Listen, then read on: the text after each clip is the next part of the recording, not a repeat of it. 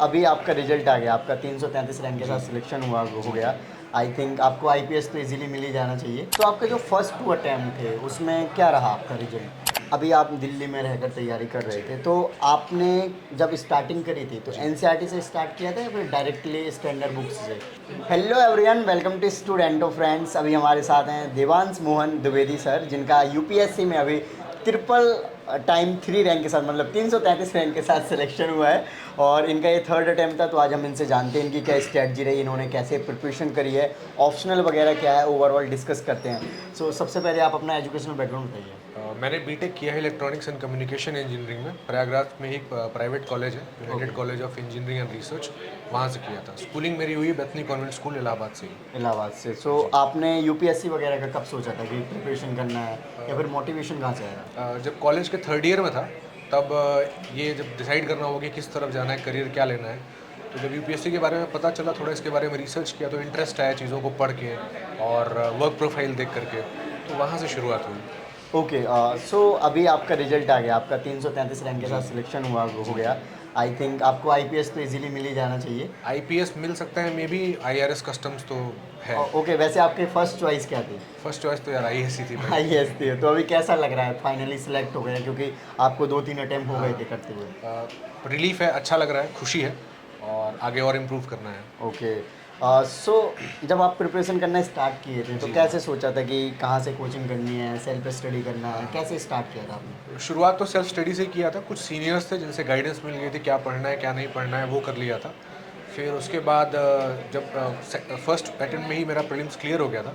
Mains दिया था, लेकिन क्योंकि उस समय प्रॉपर गाइडेंस अवेलेबल नहीं थी, मैंने कॉलेज के साथ ही दे दिया था, तो मेंस क्लियर हो नहीं पाया था। फिर मुझे पता चला सर के बारे में, अमित सर के बारे में, कोर आईएएस के बारे में। फिर वहाँ मैंने आंसर राइटिंग ज्वाइन किया जीएस के लिए, तो उससे काफ़ी हेल्प हुआ। तो मेरे हिसाब से तो मेजर डिफरेंस जो क्रिएट किया वो सर ने क्रिएट किया। Okay, great. सो आपके जो फर्स्ट टू अटेम्प्ट थे उसमें क्या रहा आपका रिजल्ट? फर्स्ट अटेम्प्ट में मेरा मेंस नहीं क्लियर हुआ था, सेकंड में मेरा प्रीलिम्स नहीं हो पाया था। ओके, मतलब फर्स्ट में आपका प्रीलिम्स हो गया था, सेकंड जी, में जी। नहीं हुआ, ये जी, जस्ट जी। अपोजिट हो गया। जबकि क्या होना चाहिए था कि बढ़ना चाहिए था, मेंस हो बिल्कुल। जाना चाहिए था, चलो इंटरव्यू नहीं हुआ, है ना? हाँ। ओके, सो आपने जब प्रिपरेशन स्टार्ट करी थी हाँ, तो हाँ। प्री और मेंस दोनों की सेग्रीगेट करना स्टार्ट किया था या हाँ। फिर इंडिविजुअल लेकर गए? एक्चुअली जब फर्स्ट अटेम्प्ट में प्रिपरेशन शुरू किया तो प्रॉपर गाइडेंस था नहीं, तो मैंने उस समय ये था कि प्रीलिम्स क्लियर करना है, तो प्री के लिए ही केवल अच्छे से पढ़ा था, इसलिए शायद प्रीलिम्स हो भी गया था। मेंस का उतना प्रिपरेशन था नहीं, लेकिन इस अटेम्प्ट में इंटीग्रेटेड प्रिपरेशन की थी। हाँ, मेंस पे फोकस ज़्यादा था क्योंकि प्रीलिम्स का थोड़ा सा कॉन्फिडेंस था, हो चुका था। उस बार भी मेरा सीसैट रुका था, जीएस क्लियर हो गया था सेकंड अटेम्प्ट में, तो फोकस मेंस पे ज़्यादा था इस बार। ओके, अभी आप दिल्ली में रहकर तैयारी कर रहे जी। थे, तो आपने जब स्टार्टिंग करी थी तो जी। एनसीईआरटी से स्टार्ट किया था या फिर डायरेक्टली स्टैंडर्ड बुक्स से? एनसीईआरटी तो बहुत ज़्यादा मैंने कभी पढ़ी नहीं। बेसिक्स एक बार कर लिया था। हाँ, 11th-12th में जैसे ज्योग्राफी पढ़ना होता है वो पढ़ लिया था। एक दो बार इंडियन कॉन्स्टिट्यूशन एट वर्क देख लिया था। बाकी प्रिपरेशन स्टैंडर्ड बुक से ही ज़्यादातर की। सो अभी आपने एनसीईआरटी के बारे में बताया, तो आपको क्या लगता है कि कौन कौन सी एनसीईआरटी स्टूडेंट्स को पढ़नी चाहिए? मेरे हिसाब से आप एनसीईआरटी में अगर आप फोकस करना चाहते हैं तो प्रीलिम्स के लिए जो एनसीईआरटी के बॉक्सेस हैं और जो ऑब्सक्योर प्लेसेस में छोटी छोटी चीज़ें लिखी हैं उसको आप एक बार अच्छे से कर लीजिए, क्योंकि क्वेश्चंस डायरेक्टली वहाँ से उठ के आ रहे हैं। अगर आपको कॉन्सेप्चुअल क्लैरिटी चाहिए तो एक बार 6, 7, 8 की आप पढ़ सकते हैं, बहुत ज़रूरत नहीं है करने की। हाँ, ज्योग्राफी वगैरह की आप देख सकते हैं, और 11th-12th में ज्योग्राफी ज़रूर कर लीजिए एक बार राइट, एनसीईआरटी। राइट। जनरली जब स्टूडेंट्स प्रिपरेशन में आते हैं तो उनको पता नहीं होता है कि कैसे स्टार्ट करना चाहिए, तो आप क्या रिकमेंड करना चाहोगे कि एनसीईआरटी उठाएं, सिलेबस उठाएं, या फिर पीवाईक्यू उठाएं, हाँ, या फिर पहले 2 4 10 दिन क्या करना चाहिए? जब आप शुरू करते हैं तो पहले एक बार आप कुछ मत उठाइए, सिलेबस भी मत उठाइए, पीवाईक्यू भी मत उठाइए। एक बार आप एनसीईआरटीज़ को ऐसे पढ़ जाइए, या कोई भी स्टैंडर्ड बुक एक बार पढ़ के देख लीजिए। फिर आप सिलेबस उठाइए, सिलेबस के पॉइंटर्स को कोशिश करिए कि आपको याद रहे कि सिलेबस में कहाँ पे क्या लिखा है, प्रीलिम्स का, मेंस का, जो भी है। फिर उसके बाद एक बार दोबारा से उन किताबों को दूसरी बार उस सिलेबस के नज़रिए से पढ़ने की कोशिश करें। थर्ड टाइम में आप पीवाईक्यूज़ उठाइए, फिर आपको समझ में आएगा कि किस टॉपिक से क्या पढ़ना है और क्या छोड़ना है, तो इस तरह से कर लीजिए। ओके, सो जब आपने प्रीलिम्स के लिए स्पेसिफिक फर्स्ट अटेम्प्ट में टारगेट किया था, तो जी। क्या क्या आपने पढ़ा था? फर्स्ट अटेम्प्ट में तो बहुत मतलब विविड रीडिंग की थी, जो भी स्टैंडर्ड बुक्स हैं उनको, मतलब लक्ष्मीकांत तो शायद उस बार मैं 15-20 बार कर गया था, स्पेक्ट्रम भी इतना ही कर गया था। टेस्ट मैंने बहुत सारे लगाए थे उस बार। अब तो शायद उतनी ज़रूरत नहीं है प्रेजेंट पैटर्न में, लेकिन जो मैंने वो अटेम्प्ट दिया था उसमें मैंने ऑलमोस्ट हर कोचिंग का हर टेस्ट लगा डाला था। 150 से 160 टेस्ट लगाए थे उस बार। ओके, आपने मॉक टेस्ट काफ़ी लगाए थे, है ना? 150 से 160 बहुत ज़्यादा हो गए ये तो। बिल्कुल, बहुत लगाया था, उसकी नीड नहीं थी उस समय क्योंकि पता नहीं था तो लगाया था। हाँ, पीवाईक्यू पे भी फोकस किया था। पीवाई को कितने ईयर का आपने किया था? पीवाईक्यू पहले कोशिश किया था कि 2013 से लेकर के प्रेजेंट टाइम तक का लगा लिया जाए अच्छे से, उसके पीछे के भी एक बार देख लिए थे। ओके, सो पीवाईक्यू जब आप लगाते हो तो पहले आपने पूरा सिलेबस कवर कर लिया था तब लगाने स्टार्ट किया था? क्योंकि जब तक आपने सिलेबस ही नहीं पढ़ा पीवाईक्यू देखोगे तो कैसे समझ आएगा? तो यही जैसे मैंने बताया ना कि सेकंड राउंड मैंने एक बार सिलेबस के साथ कर लिया था, फिर पीवाईक्यूज पे कोशिश किया था उनको जानने की, उनके ऑप्शंस एक बार देख लिए। जैसे कुछ जैसे डायटम करके एक ऑप्शन था, वो दोबारा क्वेश्चन बना यूपीएससी में करके, तो उन ऑप्शंस पे भी एक बार रिसर्च कर ली थोड़ा थोड़ा, वन लाइनर्स। राइट, जैसे इस बार का प्रीलिम्स बोल रहे थे काफ़ी टफ था, सीसेट भी काफ़ी टफ था, तो आपका जैसे हुआ है सिलेक्शन, प्रीलिम्स भी निकला है, तो आपने क्या एक्स्ट्रा एफर्ट दिए थे, क्या अप्रोच था आपका? एक्स्ट्रा तो कुछ नहीं किया था, हमेशा से फोकस स्टैटिक पे ज़्यादा किया था, करंट पे कम किया था, और क्वेश्चन सॉल्विंग की जो स्ट्रैटेजी है उसको डेवलप करने पे बहुत फोकस किया था पीवाईक्यूज के थ्रू। ओके ओके, सो प्रीलिम्स और मेंस की जनरली कहा जाता है कि इंटीग्रेटेड प्रिपरेशन करनी चाहिए। ऑल्दो जब प्रीलिम्स नज़दीक आ जाता है तो प्रीलिम्स से स्पेसिफिक भी पढ़ना होता है, तो आप थोड़ा प्रीलिम्स के बारे में बताइए कि अगर कोई प्रीलिम्स के बारे में ही पढ़ना चाहता है, प्रीलिम्स भी नज़दीक आ चुका है 2024 का, तो क्या करना चाहिए? वही आप स्टैटिक बुक्स को पकड़िए, जो आपकी किताबें हैं स्टैंडर्ड बुक्स, उन पे ज़्यादा फोकस करिए। फिर से बोलूँगा, स्टैटिक पे फोकस ज़्यादा करिए, करंट पे फोकस कम करिए। बेसिक मिनिमम करंट कर लीजिए, करंट छोड़ना नहीं है, लेकिन स्टैटिक बुक्स पे फोकस करिए, क्वेश्चंस लगाइए। कोचिंग इंस्टीट्यूट के जो क्वेश्चन हैं उनसे ज़्यादा मेरे हिसाब से आप पीवाईक्यूज को जितनी बार आप कर सकते हैं उतना आपका ब्रेन खुलेगा कि यूपीएससी किस हिसाब से ऑप्शंस फ्रेम कर रहा है, कहाँ से क्वेश्चंस पिकअप कर रहा है। सीसैट में भी यही करना होता है। ओके, जैसे कि आप करंट अफेयर्स पे कम टाइम दीजिए, और जनरली कहा जाता है कि न्यूज़पेपर आप 1 घंटे पढ़िए, मैगजीन पढ़िए, डेली करंट अफेयर्स पढ़ना चाहिए, और आप अभी कह रहे हैं करंट अफेयर्स नहीं पढ़ना चाहिए, तो आपको क्या लगता है कि न्यूज़पेपर या फिर मैगजीन कितने हद तक उनको पढ़ना चाहिए, कितना टाइम उनको देना चाहिए? देखिए, एक बेसिक मिनिमम तो करना होगा, जैसे मैंने कहा, तो आपको एक न्यूज़पेपर कोई कर लीजिए, आप हिंदू कर लीजिए, एक्सप्रेस कर लीजिए, मैंने एक्सप्रेस किया था। ओके, और किसी एक कोचिंग इंस्टीट्यूट का मटेरियल लास्ट में जो कंपाइलेशन आता है वो कर लीजिए, अगर आप ईयरली नहीं कर पा रहे हैं तो। बस इतना ही राइट, जैसे कि कट ऑफ अगर प्रीलिम्स की देखी जाए तो 100 मार्क्स के अराउंड रहती है, मतलब हाफ, है ना? तो इसका मतलब है कि 50 क्वेश्चंस आपके सही होने चाहिए। इस बार तो और डिप हो गई कट ऑफ, तो मे बी ऐसा एस्टिमेटेड है। अप्रोक्स मान के चलो कि हाँ, हाँ, 50 क्वेश्चन सही होने चाहिए, तब जाके आपका प्रीलिम्स हो जाएगा। सो आपका क्या मानना है, जैसे कि बहुत सारे सब्जेक्ट हैं इसमें, तो कुछ ऐसे भी सब्जेक्ट हैं जिससे 2-3 क्वेश्चन पूछे जाते हो, तो उनको अगर ना ही पढ़ें, मान के चलो किसी के पास कम टाइम है, उसने बहुत अच्छे से प्रिपेयर नहीं किया, जस्ट प्रीलिम्स क्वालिफाइंग है, तो कुछ मेजर जो सब्जेक्ट है जहाँ से क्वेश्चन आने हैं उनको कर सकते हैं, तो आप क्या रिकमेंड करना चाहोगे इसके? मेरे हिसाब से तो छोड़ना नहीं चाहिए कोई सब्जेक्ट, क्योंकि हो सकता है उस सब्जेक्ट से कोई बहुत इजी क्वेश्चन आ जाए। तो जिस सब्जेक्ट में आपको लगता है कि यहाँ से प्रश्न कम आ रहे हैं, क्वेश्चंस कम आ रहे हैं, उनको एक बार आप ऊपर ऊपर से देख लीजिए, उनके जो बेसिक आप देख लीजिए पीवाईक्यू में क्या पूछा हुआ है, उस हिसाब से कर लीजिए, छोड़िए मत मेरे हिसाब से। ओके, आपने तीनों अटैम्प्ट में कितने क्वेश्चन अटैम्प्ट करे हैं? फर्स्ट अटेम्प्ट में मैंने बहुत ज़्यादा तो कभी नहीं किए, जैसे लोग 97-98 करके आते अभी हैं उतना जैसे नहीं। मैंने अपने फ्रेंड का इंटरव्यू लिया था, उसने 100 में 100 कर दिए है।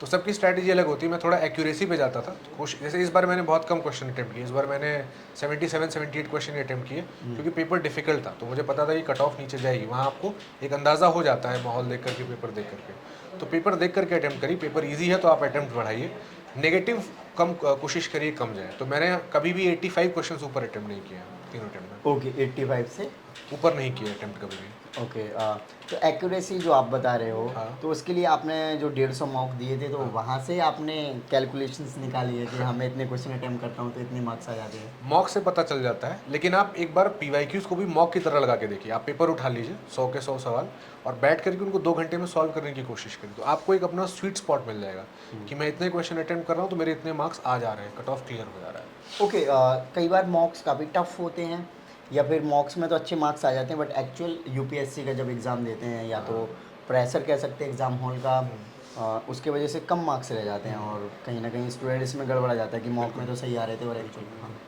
हाँ, एक्चुअली गेम कॉन्फिडेंस का है। अगर आपको मॉक देने से कॉन्फिडेंस आ रहा है, आप दीजिए। जैसे मुझे फर्स्ट अटेम्प्ट में आ रहा था कॉन्फिडेंस, मैंने 150 दिया।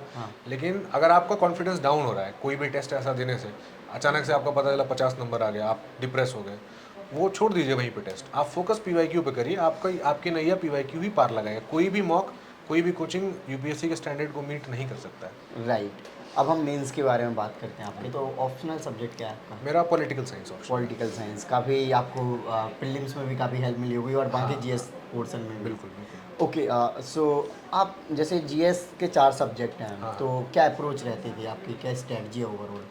पहली बात तो आप हर टॉपिक का नोट्स बना लीजिए, पूरा सिलेबस उठाइए, सिलेबस के जो भी छोटे छोटे टॉपिक्स भी आपको जो दिख रहे हैं उनके आपके नोट्स रेडी होने चाहिए। नोट्स मतलब 3 डायमेंशन में बेसिकली बनते हैं कि अगर कोई टॉपिक है तो उसके बारे में वो क्या है टॉपिक, उसके चैलेंजेस क्या हैं, उसका सोल्यूशन क्या है, और अगर कोई नया डेवलपमेंट हुआ है, कोई गवर्नमेंट की नई रिपोर्ट है, कोई रिकमेंडेशन है किसी की, कॉन्स्टिट्यूशनल आर्टिकल मतलब वैल्यू एडिशन, ये 3-4 चीज़ें आप कर लीजिए। फिर उसके बाद आप आंसर्स लिखिए, जितने लिख सकते हो उतने लिखिए, पर यहाँ भी कोशिश प्रीवियस ईयर क्वेश्चंस को ज़्यादा लिखने की होनी चाहिए। Previous year, okay. बाकी ऐसे एंड एथिक्स, हाँ, इसके बारे में क्या कहना चाहेंगे? क्योंकि मार्क्स इसमें कई बार कम रह जाते हैं स्टूडेंट्स के, और कई बार इसमें अच्छे आ जाते हैं तो रैंक भी बहुत अच्छा हाँ, आता हाँ। है। तो ऐसे जो मैंने किया था, अभी तो इस बार की मार्कशीट आई नहीं है तो अभी पता नहीं है कि कितने हाँ, कितने मार्क्स हैं हाँ। ऐसे एथिक्स में।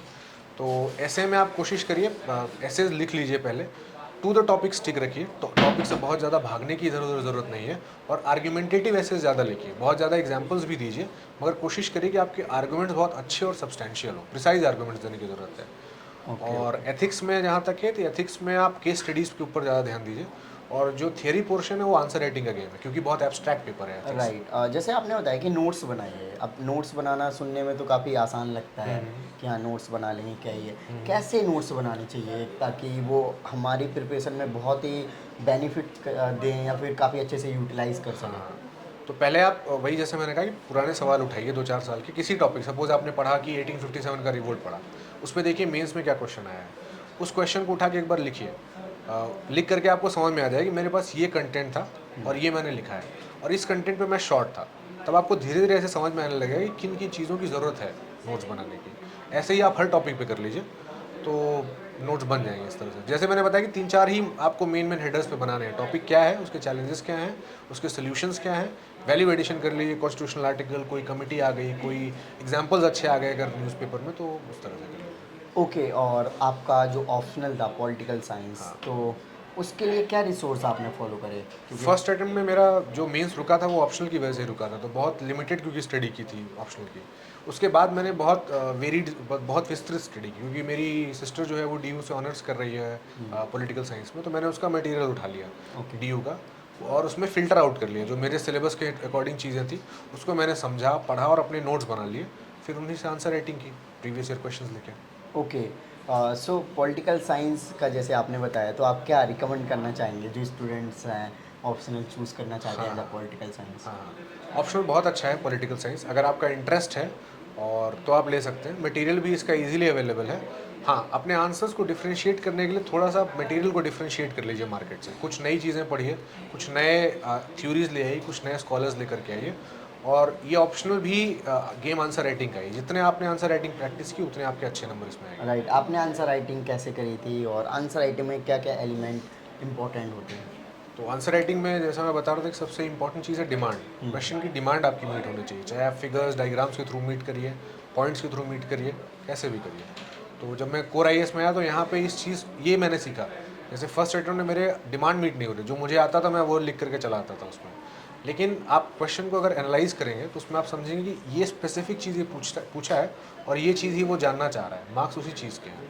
तो डिमांड पे वर्क करिए, थोड़ा प्रेजेंटेशन पे भी वर्क करने की ज़रूरत है, तो इन 2 चीज़ों से हो जाएगा। राइट, सो लास्ट में अगर हम इंटरव्यू से रिलेटेड पूछना चाहें, तो इंटरव्यू के लिए आपने कैसे किया था और आपको क्या लगता है कि इस बार आपके इंटरव्यू में मार्क्स किस तरीके के आएंगे? इंटरव्यू बहुत अनप्रेडिक्टेबल होता है, वो तो मार्कशीट आने पे ही पता लगेगा किस तरह के मार्क्स रहे हैं। मॉक्स मैंने बहुत नहीं दिए थे, फ्रेंड्स के साथ ड्राफ्ट डिस्कशन कर लिया था, उस पे से जितने क्वेश्चन बन सकते थे वो बना लिए थे, उसकी प्रैक्टिस कर ली थी। और Sudhir Chandra sir, x CBDT chairman, उनका बहुत अच्छा रोल रहा है, उन्होंने बहुत अच्छा गाइड किया कि कैसे नॉन वर्बल स्किल्स को इम्प्रूव करना है। तो इतना ही किया था इंटरव्यू के लिए, क्योंकि बहुत टाइम था नहीं, मेरा शुरू फर्स्ट फेज़ में था। सो आपने डेली कितने घंटे स्टडीज़ करी होगी? क्योंकि जनरली देखा जाता है कि यूपीएससी की तैयारी कर रहे हो तो बहुत ज़्यादा पढ़ते होंगे ऐसे करके। एक्चुअली घंटे मैटर नहीं करते, क्वालिटी ऑफ आवर्स मैटर करता है। राइट, फिर भी मैंने कोशिश की कि एटलीस्ट 6 से 8 घंटे रखे जाएँ, लेकिन जब एग्ज़ाम पास आ जाता है फिर घंटों की काउंट भी नहीं रह जाती। जैसे प्रीलिम्स आ गया, 1 महीने पहले आप 15-16 घंटे भी पढ़ लेते हो, और अभी जैसे आप एग्ज़ाम से 3-4 महीने दूर हो तो सकता है किसी किसी दिन आप बिल्कुल भी नहीं पढ़ते हो। तो वो वेरी करता है। ओके, आपको क्या लगता है कि लक कितना बड़ा फैक्टर है यूपीएससी में? क्योंकि लक के बारे में काफ़ी टॉपर्स बोलते हैं कि लक बहुत इंपॉर्टेंट रोल प्ले करना। लक इम्पॉर्टेंट होता है, बिल्कुल होता है, क्योंकि जैसे जो लोग सिलेक्ट हुए हैं, जैसे मैं भी अगर यहाँ पे बैठा हुआ हूँ और जो बच्चा लिस्ट से बाहर है, मेरे में और उसमें बहुत डिफरेंस नहीं है। हो सकता है केवल लक का ही डिफरेंस रहा हो, कहीं पे उसकी कॉपी कहीं मुझसे अच्छी रही हो, बट मार्किंग हो सकता है ऊपर नीचे कहीं हो गया हो या जो भी है, तो लक का एक फैक्टर है, वो मैटर करता है। ओके, सो लास्ट में आप जो फ्यूचर एस्पिरेंट्स हैं जो कि 2024-5 जो भी प्रिपरेशन कर रहे हैं उनको क्या मैसेज देना चाहेंगे? मैसेज यही है कि फोकस करिए PYQs पे और स्ट्रेस आउट मत होइए और अच्छी गाइडेंस लीजिए, बहुत ज़्यादा रिसोर्सेज के पीछे मत भागिए, बार बार सेम रिसोर्स को पढ़ करके प्रैक्टिस मैक्सिमम करिए। बस यही है इस एग्ज़ाम का मंत्र है। Okay, so thank you so much sir Thank for you, your sir. Lovely Thank you very message. much. या वेलकम। सो फ्रेंड्स, आपने देखा कि इन्होंने ओवरऑल अपना एक्सपीरियंस शेयर किया। सो आई होप आपको वीडियो अच्छी लगी हो तो इस वीडियो को लाइक करें। जय हिंद।